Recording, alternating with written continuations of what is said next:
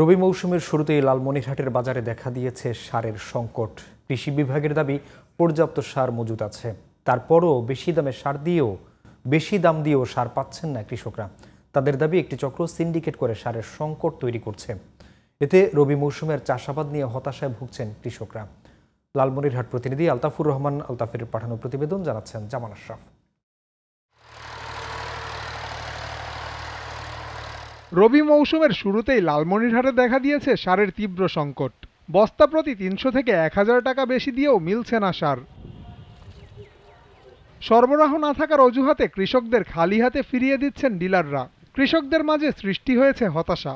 Syndicate ভেঙে দিয়ে সারের পর্যাপ্ত সরবরাহ নিশ্চিত করার দাবি জানিয়েছেন কৃষকরা।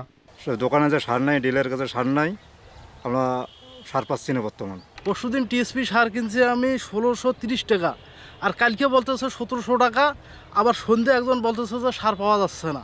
সারের দাম বেশি, এখন মনে করেন কৃষিরা সার পাচ্ছে না, মনে করেন সারের চতুর পাচ্ছে, মানে কৃষিরা মানে হিমশিম খাচ্ছে।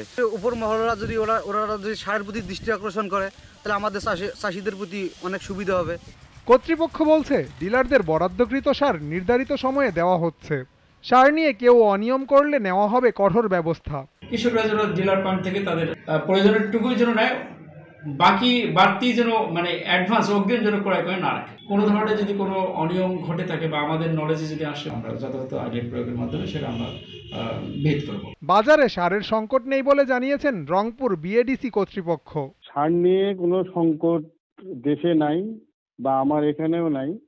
ডিএপি পরিবহনজনিত কারণে একটু ডিলে হচ্ছে, সেটা হচ্ছে যে পরিবহন রানিং চলমান রয়েছে, চাহিদার প্রেক্ষিতে এই পরিবহন করা হচ্ছে এবং ডিলারকে আমরা যথাসময়ে সরবরাহ দিয়ে দিচ্ছি। সার সংকট কাটাতে কর্তৃপক্ষ দ্রুত পদক্ষেপ নেবে এমন প্রত্যাশা কৃষকদের। জামান আশরাফ, জিটিভি নিউজ।